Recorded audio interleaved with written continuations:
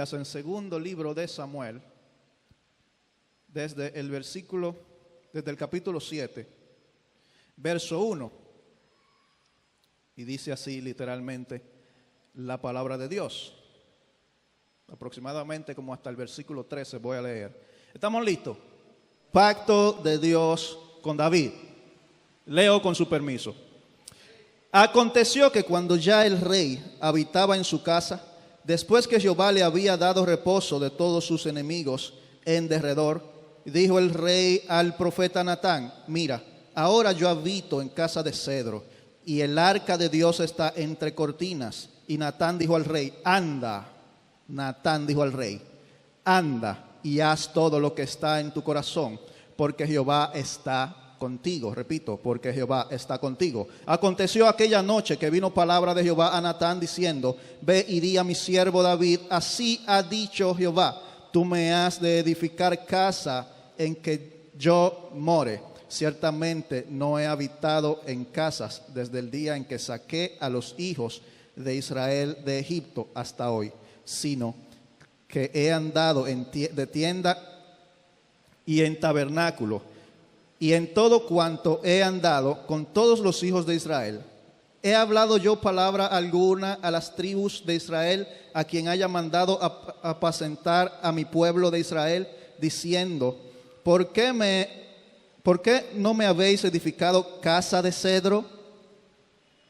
Ahora pues, dirás así a mi siervo David: así ha dicho Jehová de los ejércitos, yo te tomé del redil, de detrás de las ovejas, para que fueses partícipe sobre mi pueblo, sobre Israel. Y he estado contigo en todo cuanto has andado, y delante de ti he destruido a todos tus enemigos, y te he dado nombre grande, como el nombre de los grandes que hay en la tierra. Además, yo fijaré lugar a mi pueblo Israel, y lo plantaré para que habite en su lugar, y nunca más sea removido, ni los inicuos le aflijan más como al principio. Dice más la palabra de Dios: desde el día en que puse jueces sobre mi pueblo Israel, y a ti te daré descanso. Desde el día en que puse jueces sobre mi pueblo Israel, y a ti te daré descanso de todos tus enemigos. Asimismo Jehová te hace saber que Él te hará casa. Y cuando tus días sean cumplidos y duermas con tus padres, yo levantaré después de ti a uno de tu linaje. Escriban ahí la palabra linaje, donde sea. A uno de tu linaje, el cual procederá de tus entrañas, y afirmaré su reino. Él edificará casa a mi nombre, y yo afirmaré para siempre el trono de su reino. Dice el 14, aún me extiendo más: yo le seré a él padre, y él me será a mí hijo. Y si él hiciere mal, yo le castigaré con vara de hombre y con azotes de hijos de hombre. Amén. Padre, en el nombre de Jesucristo de Nazaret, en tus manos estamos, Padre amado, para que tú habites en nosotros, Padre Dios. En el nombre de Jesús, bendice esta palabra, bendice este pueblo que la escucha, Señor amado, y extiéndete a través de nosotros, Señor amado, más allá de la frontera. En el nombre poderoso de Jesús. Amén. Este es un momento de la historia, uno de los tantos en que Dios, escogiendo a un hombre, decide confiar en ese hombre, confiar por sus propias palabras de Dios, escogiéndolo soberanamente y estableciendo pacto con él. Promesas de vida, promesas de salvación, promesas en este caso de que de la simiente del linaje de David iba a levantar a alguien que le iba a edificar casa. ¿Le iba a edificar casa a quién? A Dios. Casa donde Dios habitara. Amén. Vamos a contextualizar. ¿Qué sucedió en la historia antes de David? Ustedes saben que David era rey. David fue rey. David fue escogido soberanamente para ser rey y fue ungido de una manera especial. Amén. David era hijo de Isaí, sacerdote. Amén. De entre todos sus hermanos fuertes, fornidos, hermosos de parecer. Fue escogido David como si fuera el último. Como los últimos serán los primeros, esa es la manera de Dios. Dios levanta el muladar al pobre y lo hace sentar en asientos de príncipes. Dios se place en levantar al humilde y ponerlo en alto. Mientras que por su misma consecuencia del sistema que Él ha creado, aquel que se autoexalta también será derribado. Amén. La palabra de Dios establece desde el principio de Abraham. Desde Abraham la palabra de Dios se cuenta así. Abraham fue padre de Isaac. Isaac a la vez es padre de Jacob y Esaú. Jacob lucha con el ángel hasta rayar el alba y es bendecido Jacob, renombrado, un nombre que dicta conforme el llamado y el propósito de Dios para Jacob, Israel, el que lucha con Dios. Amén. La actitud de vida que es declarada todos los días sobre Jacob, parte de ese momento en que Jacob decide luchar con un ángel hasta el amanecer, como debe de ser toda nuestra vida, una vida de esfuérzate y sé valiente. Luego entonces de Jacob, de Israel en este momento ya surgen 12 naciones, 12 hombres. Jacob, es decir, Israel, es padre, patriarca de 12. Hasta aquí más o menos vamos. Bien, de esos 12, todos son especiales, pero hay uno que se llama José. Amén. Todos sabemos el proceso por el que transita José hasta llegar a ser una de las máximas autoridades de aquello que en aquel momento era la primera y la única potencia imperial, Egipto. Amén. Entonces José llega a Egipto. José es usado para llegar a Egipto, para salvarle la vida de la hambruna, de la miseria y de la muerte al pueblo de Israel. Amén. Entonces todo el pueblo de Israel llega a Egipto. Amén. José muere y surge un faraón que no reconoce a José y mucho menos reconoce a su pueblo, que ya hasta esa altura se había multiplicado cientos de miles de veces. Amén. Hasta ahí vamos. Entonces este faraón entra en un contrato con ese pueblo donde socialmente se esclaviza el pueblo.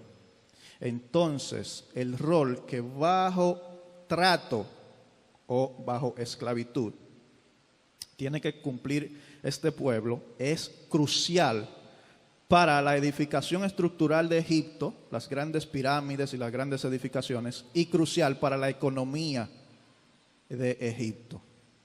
Un día Dios levanta un caudillo que se llama Moisés. Ese caudillo le fue dado orden y propósito y promesa igualmente. Entonces el Señor promete a través de Moisés liberar al pueblo. Libera al pueblo y transitan por un espacio temporal de desierto, de nada más y nada menos que 40 años, ¿verdad? Entonces Dios le pide a Moisés que edifique lo que hasta ese momento iba a representar la casa de Dios. Esta casa de Dios, en ese momento desértico, en ese momento donde existía la nomadía, es decir, el pueblo de Israel no era un pueblo sedentario y asentado en una nación, en una tierra, sino que era un pueblo nómada necesariamente, porque ellos estaban en tránsito. Ese tránsito de Egipto a la tierra que Dios le había prometido se llama desierto. Amén. Más o menos están conectando aquí con la historia. Todo esto es necesario que se lo diga porque estoy contextualizando, para luego entonces empezar a predicar. No se asusten. No se asusten. Gloria a Dios, aleluya. Bien. ¿Qué hace Moisés? Porque Dios le dicta, conforme detalladamente lo que Dios le dicta, lo que conocemos como el tabernáculo. Desde el inicio, tabernáculo es un lugar donde reposa la presencia de Dios. Tabernáculo se parte en tres y es atrio, lugar santo y lugar santísimo. Entonces también Dios entrega a Moisés una arca y le da dirección respecto a cómo deben ser todas las cosas. Todos los elementos, el oro, la madera, el tipo de técnica para trabajar estas cosas, la manera y el proceso y la dinámica de desarmar esta estructura de cortinas cada vez que tenían que moverse y volverla a armar. Amén. En esta arca reposaba la presencia de Dios, la presencia del santo, era como un cofre, todos lo sabemos, ¿verdad? Luego entonces más adelante, luego de Moisés, al llegar ellos a la tierra prometida, ya en la tierra prometida, donde están los fariseos, entre otros feos, como los eteos, los heveos, los ebuseos, pueblos de tierras de pueblos gigantes, tierras de gente gigante, ¿verdad? Luego entonces ahí se desarrollan a través de los años la vida de diferentes personas. No digo personajes porque no se tratan de personas que juegan un rol en una obra de teatro. Personas históricas que realmente existieron como usted y como yo. Y entre una de esas personas está David. Ahí se desarrolla la vida de David. Ahí empieza a vivir David. David viene, hijo de Isaí, como le dije al principio. Hasta ahí estoy bien. Amén. Ustedes predican conmigo y en lo que yo he fallado ustedes me pueden enseñar también. Bien. Entonces David está ahí. Nosotros todos sabemos que David era rey. O si no lo sabemos, pues David era rey. Si alguno no lo sabe. David era rey ungido de una manera especial por Dios. Ya como le dije al principio. Amén. David también pasó por todo un proceso desde donde Dios lo ungió hasta el momento en que sí verdaderamente asumió reinado, poder y autoridad dictada de los cielos y respaldada por Dios. Amén. Y David tuvo guerras, batallas, pero garrafales, grandes. Quienes han amado la historia de David saben, porque lo han leído más de una vez. David tuvo más de un momento de guerra, de persecución, de correr, de perecer, hasta del llanto, de la angustia.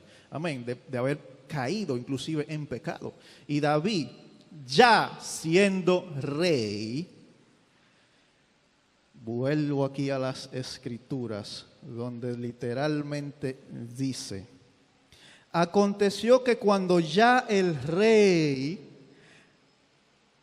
habitaba en su casa, después que Jehová le había dado reposo de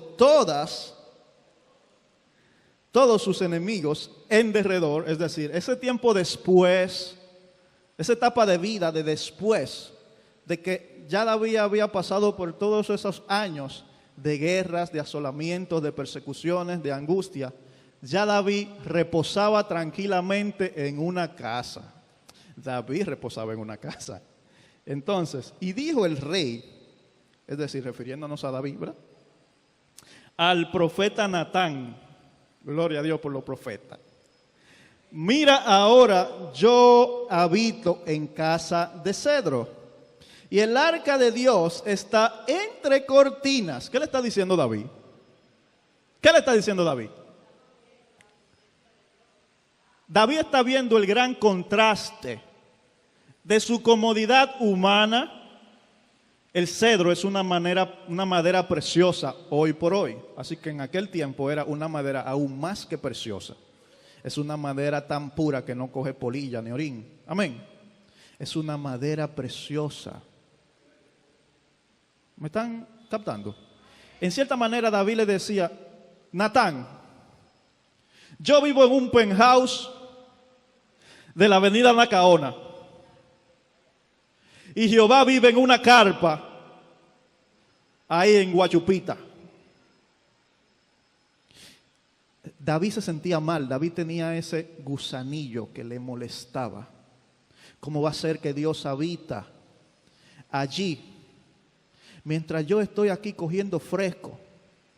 Mientras yo tengo guachimanes, 7 rottweiler que guardan mi casa, 18 morenos que me traen el desayuno, y yo viviendo en esta comodidad y en este esplendor. A mí me molesta que la presencia de Dios, no sé, me siento mal. ¿Cómo va a ser que Dios habita? Que Dios habita en una casita de campaña allá afuera. Dios habita en una enramada ahí hecha de una sábana guindando en un hilito, y ahí está Dios. Dios está, humanamente hablando, Dios está sufriendo hambre, frío. Los otros días, imagínate, con el ciclón que se metió a la República Dominicana, ¿qué hizo Dios, humanamente hablando? Yo aquí resguardado, viviendo en casa de cedro. Le decía esto él parafraseándole yo, ¿verdad? En la Reina Valera versión dominicana, parafraseándole yo, dice, ahora literalmente la palabra, recordando, dijo el rey al profeta Natán, mira, ahora yo habito en casa de cedro y el arca de Dios está entre cortinas. ¿De qué hablamos ahorita? Del tabernáculo. El tabernáculo era forrado en cortinas, eran cortinas hechas de pelo de camello. Y Natán dijo al rey, anda y haz todo lo que está en tu corazón, porque Jehová está contigo. Escriban esa frase ahí, Jehová está contigo. Escríbala a alguien, por favor, por lo menos uno escríbala, porque probablemente ahorita yo la necesite. Y le voy a decir, recuérdenme esa frase. Pero le dice Natán algo poderoso, le dice, mira, haz todo lo que tenga en tu corazón. Me trae esto a la mente, que dice la palabra de Dios, que el Señor me va a conceder lo que es conforme a mi corazón, ¿verdad?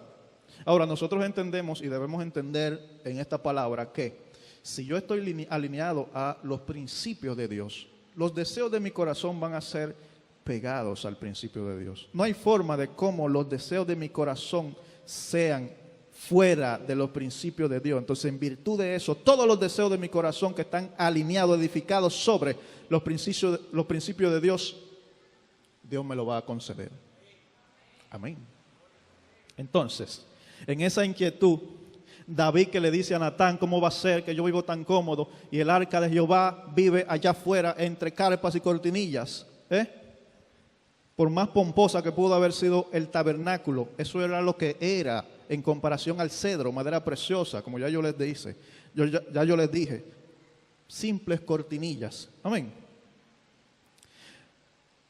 Aconteció aquella noche que vino palabra de Jehová a Natán diciendo, ve y di a mi siervo David, así ha dicho Jehová, tú me has de edificar casa en que yo more. Tú me vas a edificar casa en que yo habite. Dios le dice a David, tú me vas a construir a mí una casa, siendo yo Dios y tú un hombre. ¿Tengo yo, siendo Dios, necesidad de casa como ustedes los seres humanos, siendo yo el creador de todas las cosas?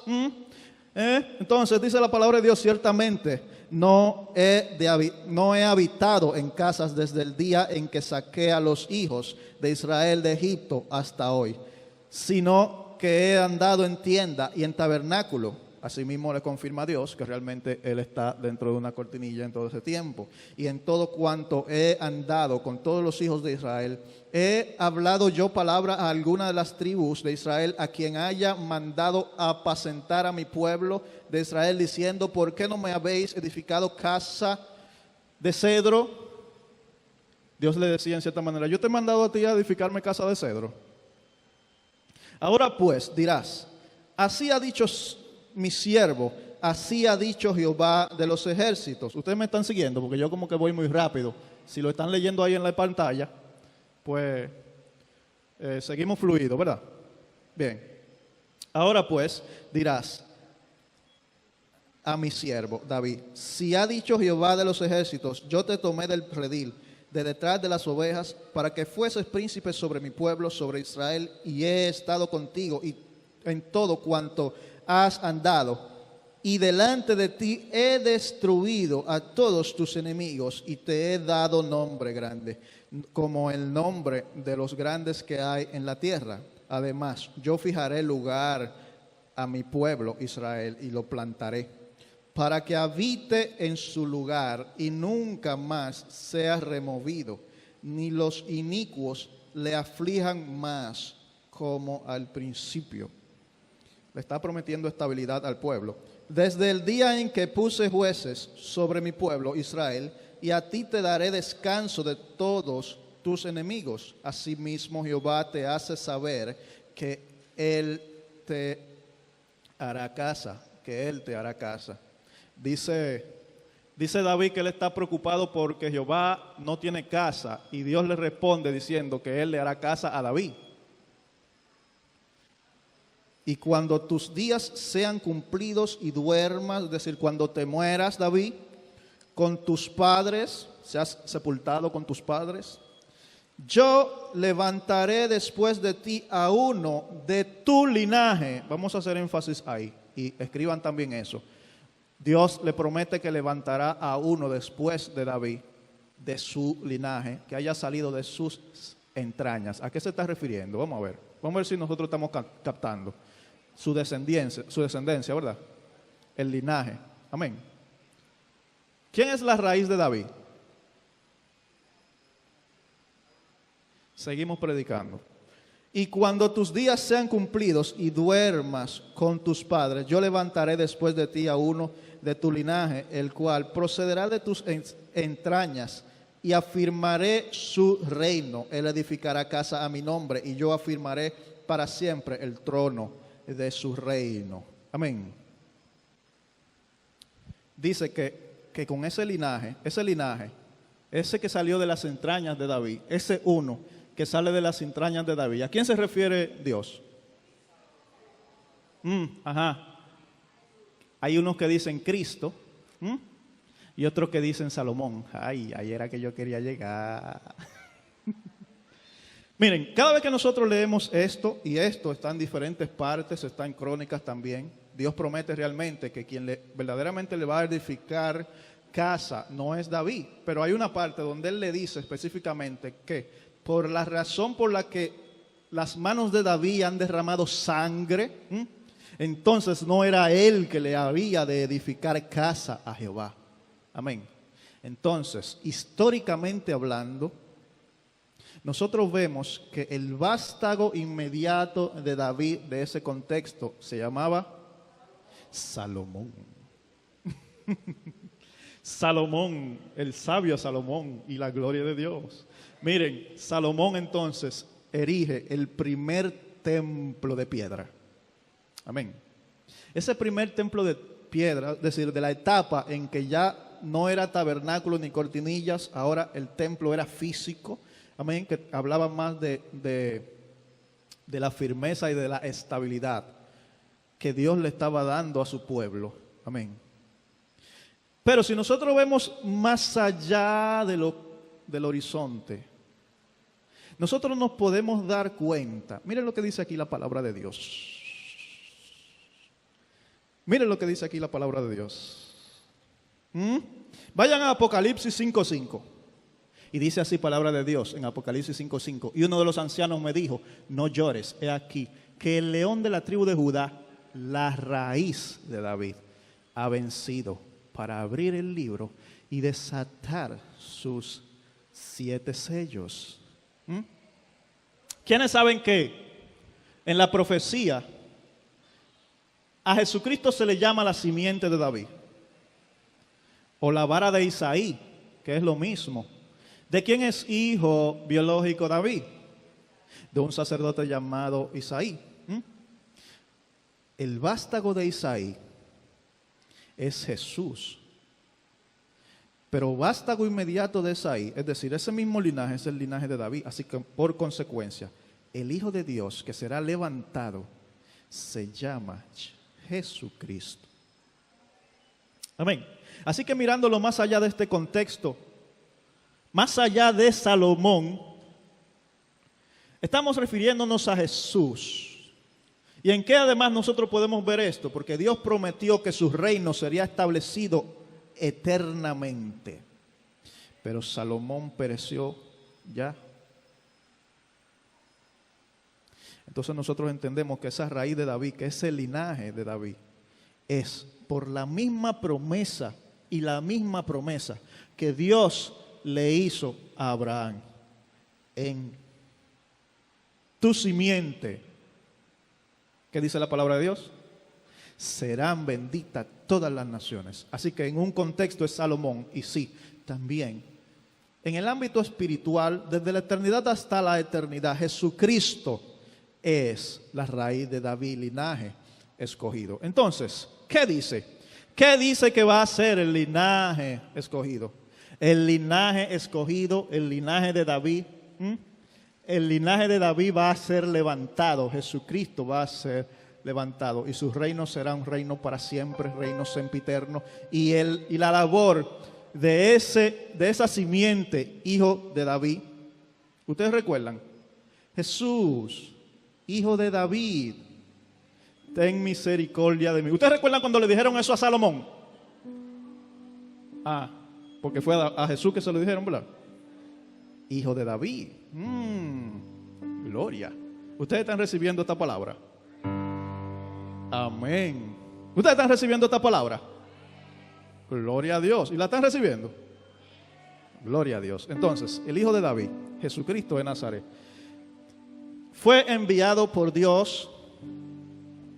Fue enviado por Dios con el propósito de edificar casa. ¿De edificar casa a quién? A Dios. Muy bien, vamos a ver hasta dónde nos está llevando esta palabra. Amén. Dice así, más o menos haciendo ya un recuento de lo que hemos hablado hasta ahora. Dios promete a Daniel que de su linaje levantará uno que le edificará casa. Escriban ahí. Seguimos. Dice así: Jesucristo es la raíz de David. Eso lo vimos en Apocalipsis 5:5 y yo les mencioné que de Jesucristo se dice que Él es el hijo de David. Amén. Somos el templo de Dios, donde Dios habita. Porque Dios ya no habita en cosa hecha de manos de hombre. Eso está en Hechos, apunten para que lo busquen. Hechos 17:24. Amén. Lo que dice en la palabra de 1 Corintios 3:16. ¿No sabéis que sois templo de Dios y que el Espíritu de Dios mora en vosotros? Amén.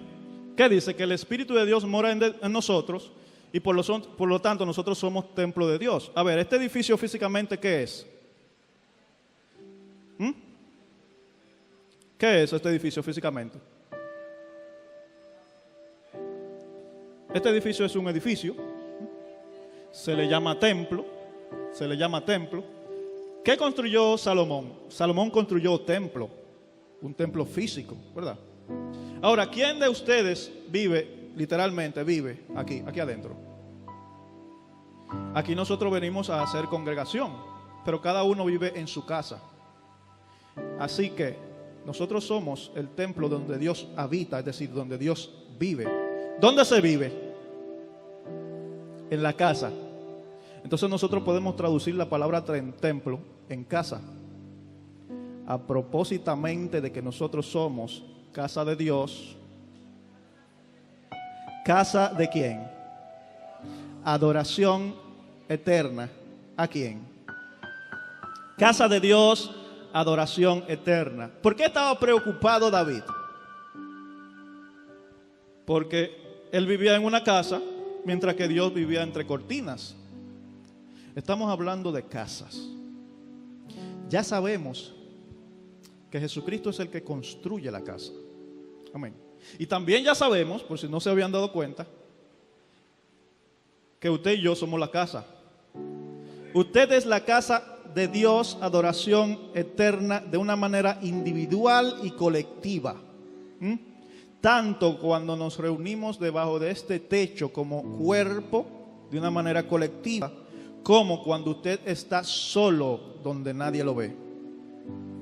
Usted personalmente se compone de cuerpo, espíritu, alma y cuerpo. Amén. Jesucristo es el que nos está edificando a nosotros individual y colectivamente como casa. Usted y yo somos la casa de Dios, donde no ha de cesar la adoración eterna al Padre de la gloria, Jehová de los ejércitos. Jehová mismo, quien prometió al linaje de David que iba a levantar a David, que su linaje iba a levantar, quien le edificara casa a quien, a Salomón, a David, a Jehová Dios, a él mismo. El Señor estaba entonces decidiendo en ese preciso momento no habitar jamás ni nunca más en una casa o en una cosa alguna hecha por mano de hombre. Amén. ¿Cómo fue creado el ser humano? ¿Cómo fue creado el ser humano? ¿Cómo fue creado todo lo que existe? Alguien que se atreva a voceármelo desde allá. Dios habló, así fue creado todas las cosas, y de una manera particular, ¿cómo fue creado el ser humano? Él formó, le puso sus propias manos. El Señor en silencio, de una manera dedicada, con sus propias manos formó. Toda la creación celestial y espiritual estaba ahí, observando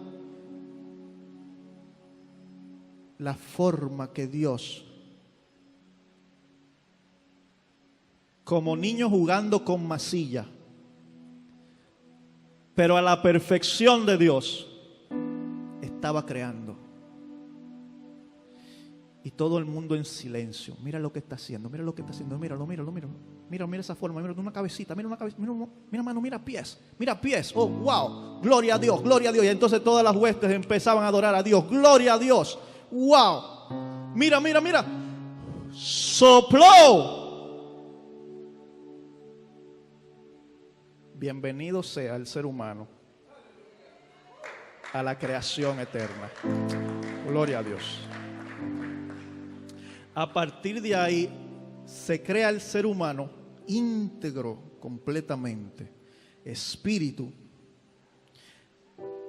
alma y cuerpo.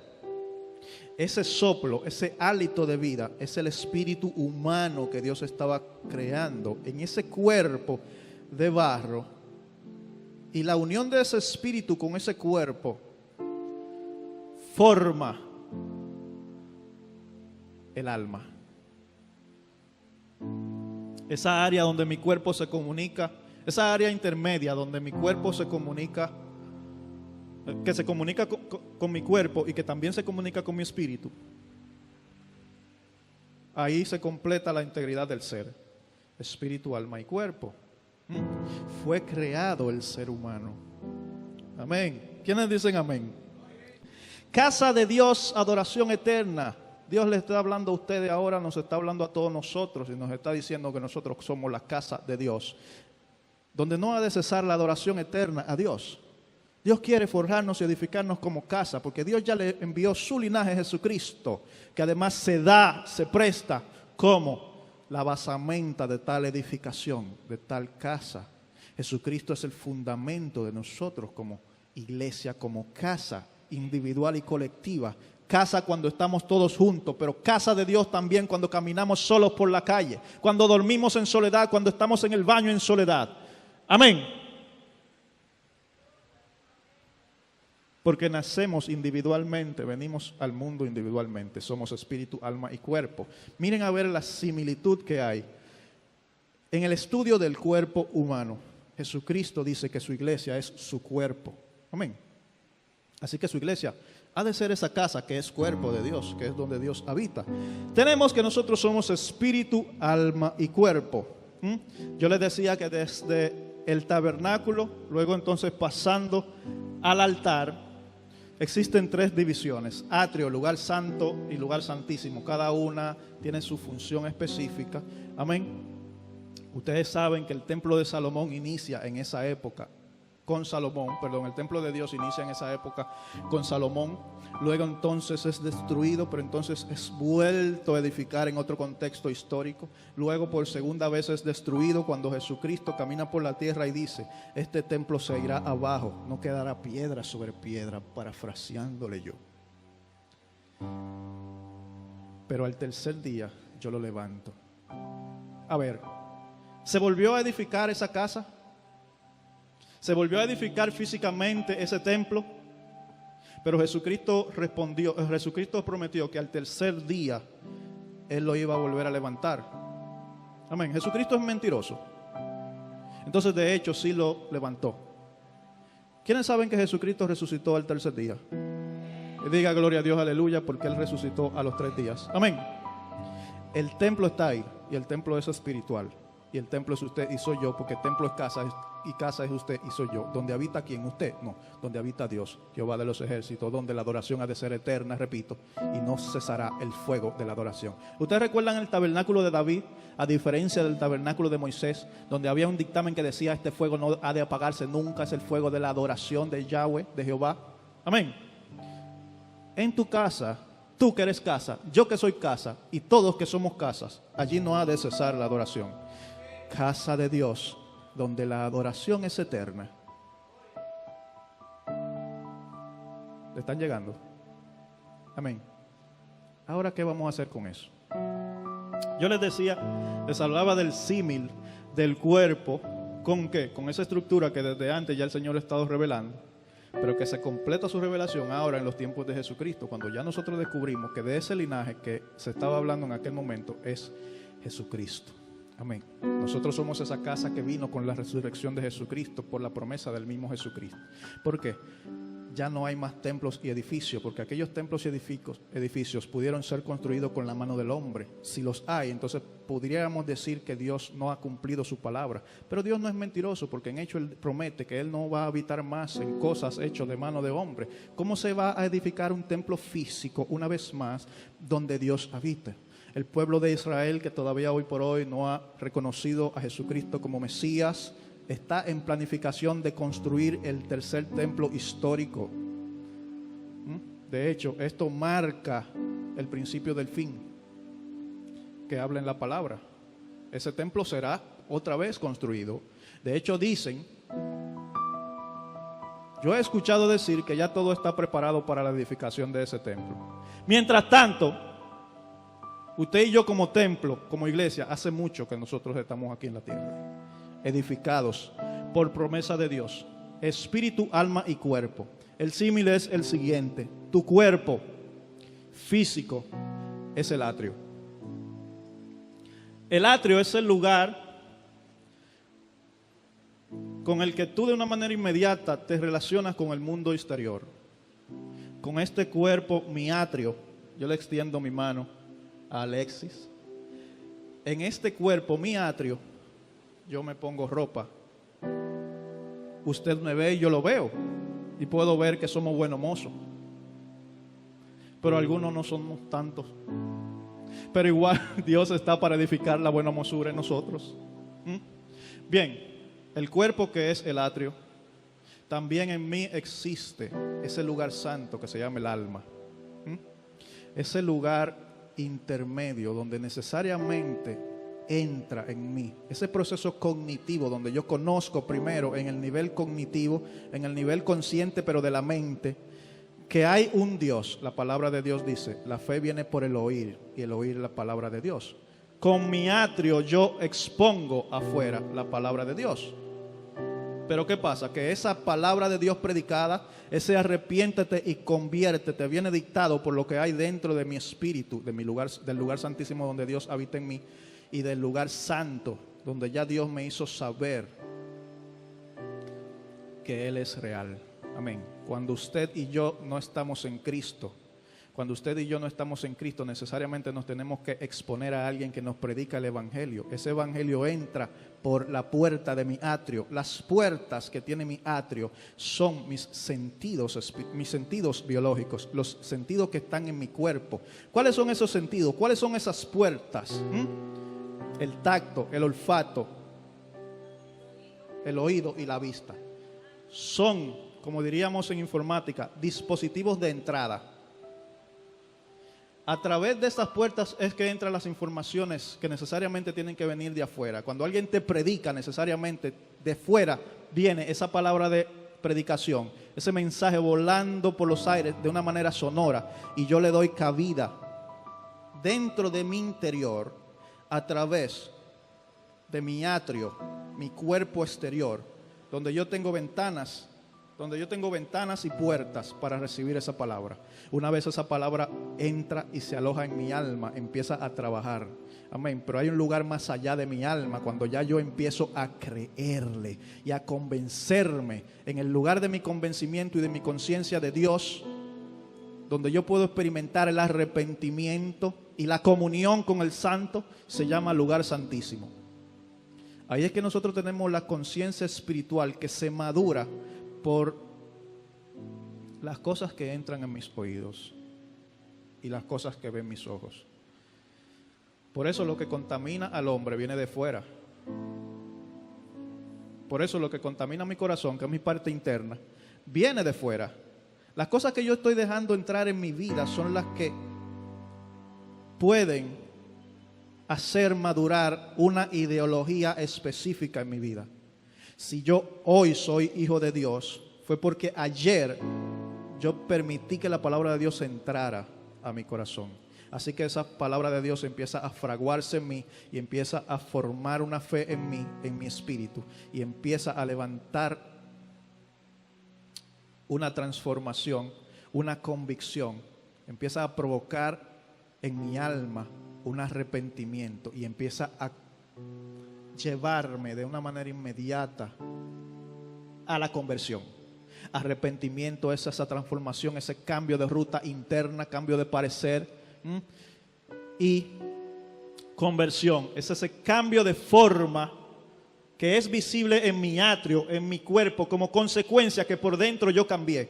Como yo les decía en otra prédica, la hipocresía consiste en decir con mi atrio, es decir, con mi boca, diferente a como dice en mi alma. Decir sí con mi boca, pero no con mi corazón, me hace hipócrita, porque hay un conflicto entre lo que dice mi boca y lo que dice mi corazón. Y hay una palabra que te está diciendo que tú te tienes que arrepentir, que tú eres pecador. Arrepiéntete y conviértete, y es palabra no de evangélico, sino de Dios. Y solamente cuando nosotros ponemos oídos a esa palabra, algo dentro de nosotros, la fe, empieza a eclosionar. Porque al final y al cabo Dios diseñó este sistema de tal manera que la fe tenga que venir por el oír. ¿Y el oír de qué? Del chisme que te dijo la vecina. No le preste oído al chisme de la vecina. A Jehová Dios ha de prestarle oído. Y esa es la palabra que hará inevitablemente lo que Dios le ha mandado a hacer en tu vida. Casa de Dios, adoración eterna, ministerio de restauración. La palabra de Dios dice, en una parte muy curiosa para mí personalmente, miren lo que dice. Qué curiosa la palabra de Dios. Qué curiosa la palabra de Dios. Antes de ir a eso que yo le voy a decir, ponme ahí, por favor, Denny, Efesios 2:22. Gloria a Dios. ¿Quiénes dicen gloria a Dios? Y aleluya. Ok. Dice, en quien vosotros también sois juntamente edificados para morada de Dios en el Espíritu. Dale un poquito más para atrás. Dice, edificados sobre el fundamento de los apóstoles y profetas, siendo la principal piedra del ángulo Jesucristo mismo, en quien Dios, el edificio, en quien todo el edificio bien coordinado va creciendo para ser un templo santo de Dios, del Señor. ¿De quién habla? ¿De quién habla? Nosotros somos el edificio que vamos creciendo solamente si se cumple una ecuación. Solamente si se cumple una realidad. Solamente crecemos ascendentemente hablando si Jesucristo es nuestra zapata, nuestro fundamento. Amén. La parte de que nosotros somos un ministerio de restauración, mire dónde está. Cuando alguien va a construir una casa, yo no sé quiénes han construido una casa aquí, o quienes obviamente tienen por experiencia este conocimiento. Lo primero que usted tiene es un solar. Lo primero que tú tienes es un solar. Cuando tú no tienes a Cristo, tú eres un solar. Dios dice que Él agarra los sequedales, esa tierra baldía, la limpia, ¿verdad? Y la convierte en bosques frondosos. Pero Dios dice que tú y yo somos una casa, y Dios, Jesucristo, que es el fundamento de esa casa, necesariamente tiene que ser colocado para que nosotros después seamos edificados como una casa, templo santo, casa de Dios. Amén. Pero lo primero que yo como el maestro en construcción, vamos a suponer que yo soy perito arquitecto como los apóstoles, porque habla del fundamento de Jesucristo y los apóstoles. Yo le voy a hacer una pregunta. ¿El mismo fundamento de los apóstoles es Jesucristo? Con seguridad tienen que decirme si ustedes entienden esto. ¿Jesucristo es el fundamento de los apóstoles? Sí. Jesucristo es el fundamento de los apóstoles. Mire cada uno cómo sobreedifica. Amén. Los apóstoles son los peritos arquitectos que tienen la tarea como maestros constructores de poner la zapata correcta, la piedra angular correcta que se llama Jesucristo. Y sobre eso, todo lo que tú vayas a edificar tiene que ir en pos de eso, para que el edificio pueda subir ascendentemente, lo que es igual a subir santamente, en un lugar digno donde Dios quiera y se sienta cómodo, habitando, porque Dios es Dios santo. Lo primero que sucede con ese terreno es que necesariamente alguien tiene que cavar en él. Cuando usted se encuentra un solar, compra un solar, se encuentra un solar baldío, usted empieza a hacer usted busca una retrocavadora o busca algunos varones formidos con pala y pico y empiezan a hacer un hoyo. Yo no sé, ingenieramente hablando, ¿verdad? Los técnicos, los ingenieros de aquí, qué tan hondo tiene que ser ese lugar donde se vierte la zapata para resistir el edificio. El caso es que tiene que cavarse el hoyo. ¿Usted sabe lo que ocurre cuando nosotros vamos a una tierra en esas condiciones baldías y empezamos a cavar? Miren, nosotros empezamos a encontrar comadrejas de jurones. Como allá en San Isidro, que mi papá construyó una casa y al lado de la casa, en un monte, vive un jurón. Así que ese jurón tiene su comadreja allá abajo, pero también eso es una zona donde hay mucha polilla. Toda esta zona ahí, mire, de donde yo vivía, el Carolina, eso fue construido sobre un lugar donde la polilla habitaba. Es decir, todas esas casas están contaminadas de ese pajarito casi eterno que hasta, bueno, miren, cuando se cava un terreno se encuentran comadrejas de bichos, serpientes y escorpiones, comadrejas de ratas, tocones, raíces. Y todas esas raíces y esos tocones hay que desarraigarlos. Blup, blup, blup, blup, blup. Sanidad interior. El Señor empieza a cavar ahí, miren, empieza a desarraigar, enciendo alimañas, raíces de amargura, la más profunda que puedan haber. Se hace un hoyo, pero un hoyo. Se hace un hoyo. Ustedes se imaginan el hoyazo que tuvieron que haber hecho, algunos lo vieron, cuando construyeron a Megacentro. Porque además hay un parqueo soterrado, así que tienen que cavar aún más hondo de lo que iban a ser los niveles de parqueo. Porque si no, Megacentro se hubiera caído cuando tembló la tierra ahora. ¿Me están captando? Usted y yo tenemos a Cristo en nuestro corazón. El que no tiene a Jesucristo en su corazón, yo quiero que usted sepa que usted es tierra baldía, pero no se desanime, porque para esa tierra hay promesa. Nosotros todos éramos tierra suelta, tierra mala, tierra infértil. Tocones habitaban en nosotros. Éramos nido de comadrejas, éramos nidos de rata. Nosotros éramos la rata misma en muchas ocasiones, y Jesucristo nos liberó, preparó en nosotros terreno, se puso así como un fundamento, porque esas son las funciones que Dios prometió desde Abraham, las reconfirmó en David, su hijo, y se manifestó a través de Jesucristo. Hay una palabra en esta misma que es la base de nuestra predicación, que empieza diciendo, la que yo le mandé a apuntar. ¿Quién la apuntó? ¿Quién la apuntó? ¿Quién dice? No, yo quiero que me digan el que la apuntó, ¿qué es lo que dice? Jehová está contigo. Uno de los nombres poderosos de Jesucristo que aparece por primera vez en Isaías dice que Jesucristo es Emmanuel. ¿Qué significa Emmanuel? Dios con nosotros. Es decir, Dios conmigo, pero Dios también contigo. ¿Por qué necesariamente Él tenía que venir bajo esa declaración de que Él era Dios con nosotros? Porque cuando el ser humano antes del pecado original caminaba con Dios en el Edén, estaba con Dios, pero necesariamente a partir de la desobediencia que vino la separación, es decir, la muerte, Dios no estaba con la humanidad. A partir de ese momento Dios escogía por escogencia soberana varones como David, no por santos que eran, sino por escogencia soberana.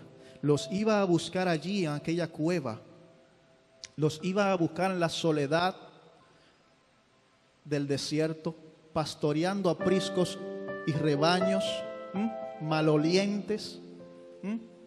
A Gedeón lo fue a buscar donde él estaba escondido, interno en una cárcel de miedo. Más o menos me están captando. Amén.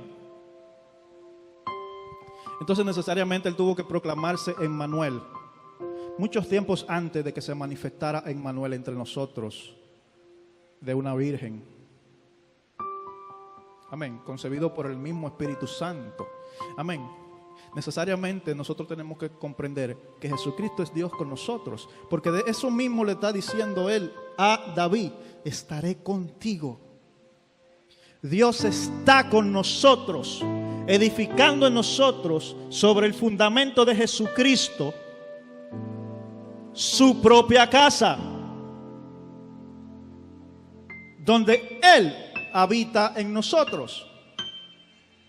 ¿Qué más grande privilegio que este? Si tú que me estás escuchando no has aceptado a Jesucristo como Señor y Salvador, toma decisiones ahora. Empieza a prestar oídos y a dirigir tu atención, que Jehová Dios te está hablando y te está prometiendo que tú estás para ser casa santa de Dios. Que tú estás reservado para ser adorador eterno del Santo. Aleluya. Gloria a Dios.